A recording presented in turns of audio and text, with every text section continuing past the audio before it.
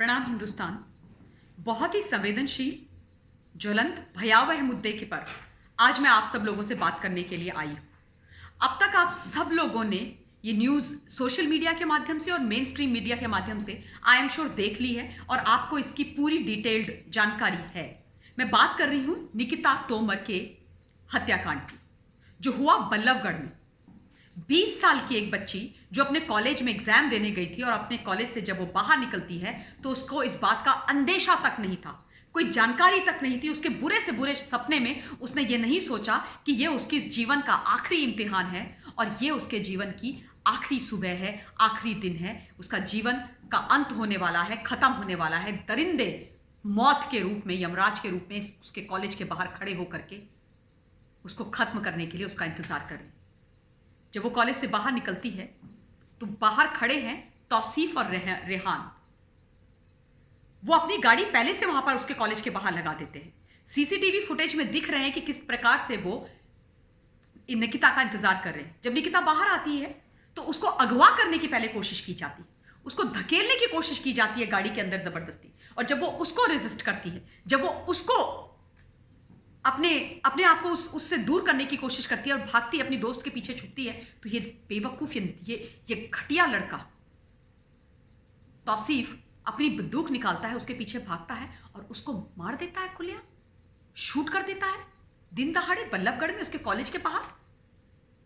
कसूर क्या? कसूर निकिता का, उसका ये कसूर कि वो इस दरिंदे को, इस हत्यारे को, जिसका नाम तौसीफ है, जो अपने दोस्त रेहान के साथ वहां खड़ा था, उससे प्यार नहीं करती और ये उससे एक तरफा प्यार करता है।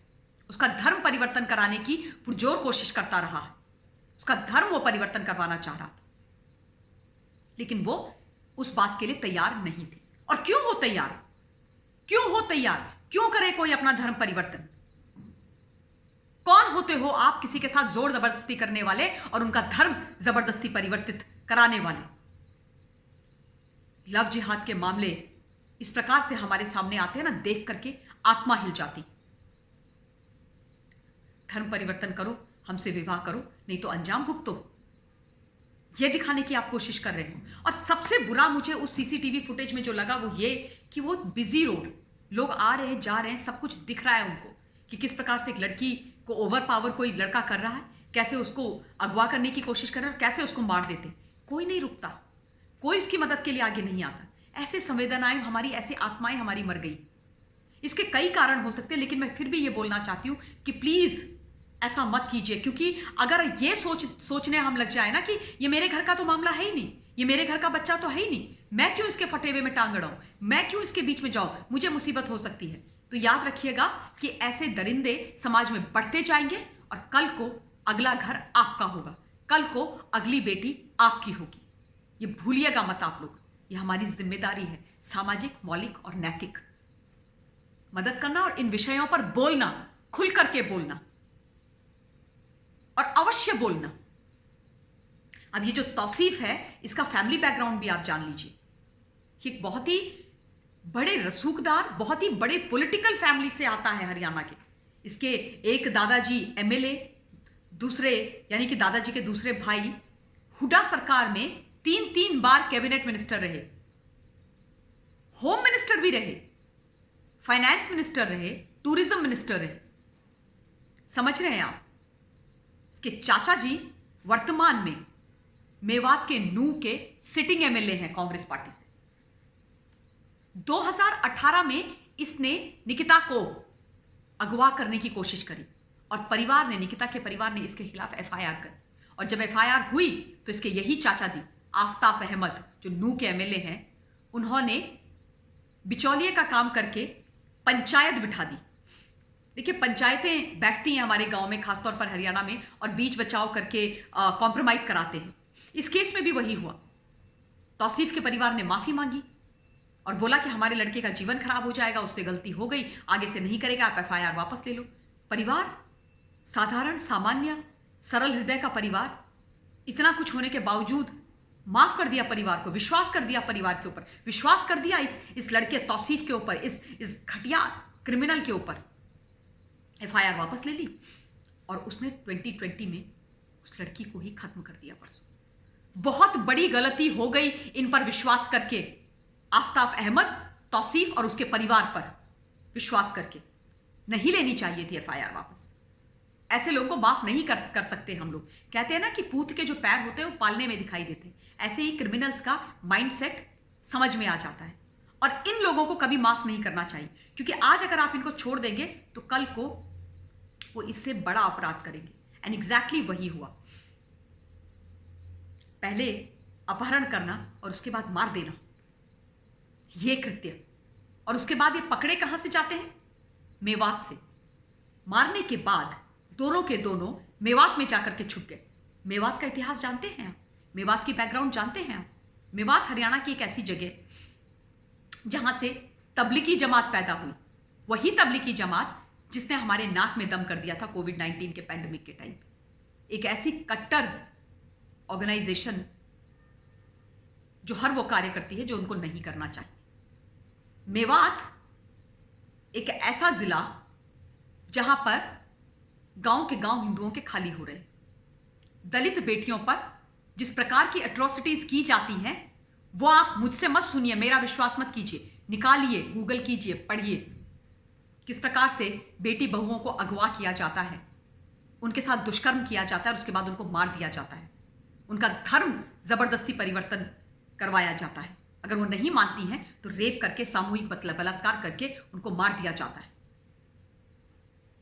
मतलब हमारी बात सुनो, कन्वर्ट करो खुद को, हमसे शादी करो, नहीं तो तुम्हारा अंजाम बहुत बुरा होगा।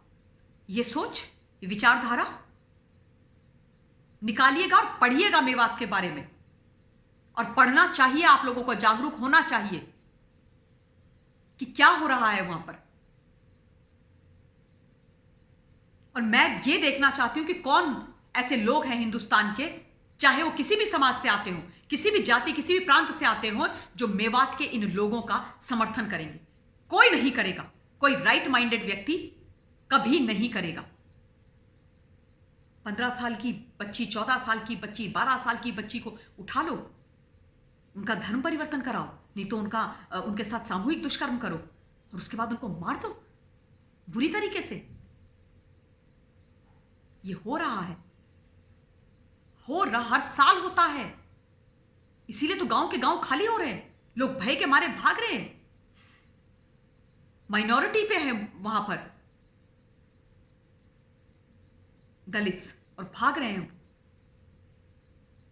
ये दिन देखने के लिए हम ऐसे दरिंदों को छोड़ देते हैं, इनके साथ कॉम्प्रोमाइज कर दिया जाता है। कभी नहीं होना चाहिए। इस देश की बेटी को तुम भोग विलास की वस्तु समझो, इस्तेमाल करो उनको। और अगर वो तुम्हारे से इस्तेमाल होने के लिए, तुम्हारे धर्म में आने के लिए राजी ना हो, तो उनका ये अंजाम करोगे। आज बात एक निकिता की है, कई निकिता हम खो चुके हैं। मेवात का इतिहास निकालिए, आप पढ़िए। 2020, 2019, 18, 17, 16, 15, जिस साल का भी आप निकालेंगे, मैं गारंटी दे रही हूं आपको एक से एक विभत्स केस, एक से एक दिल दहला देने वाले केस देखने को, सुनने को और पढ़ने को मिलेंगे।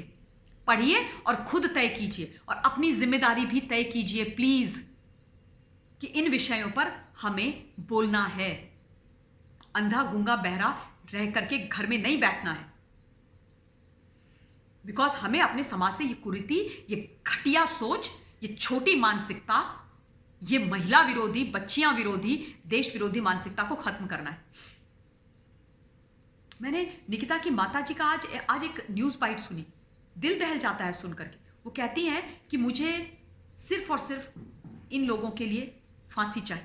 और क्यों ना हो, क्या मांगे वो मां जिसकी बेटी को उसके बिना किसी कसूर के खड़े खड़े मार दिया गया, अपने परिवार के लिए सिक्योरिटी भी ना मांगे।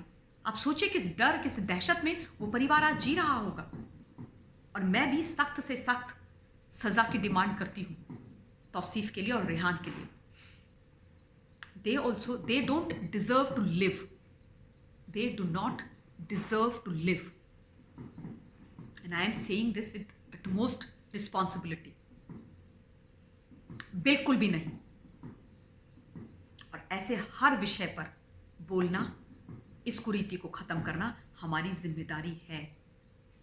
मैं ईश्वर से प्रार्थना करती हूँ कि निकिता की आत्मा को शांति दे। हालांकि मैं ये बात बहुत अच्छी तरह से जानती हूँ कि उस बेटी को, उस बच्ची को तब तक शांति नहीं मिलेगी जब तक उसके गुनहगारों को वो सज़ा नहीं मिल जाती जो वो भी चाहती है और उसकी माँ, उसका परिवार चाहता है। ये समाज, ऐसे लोग, ऐसे दरिंदे हमें नहीं चाहिए। धन्यवाद।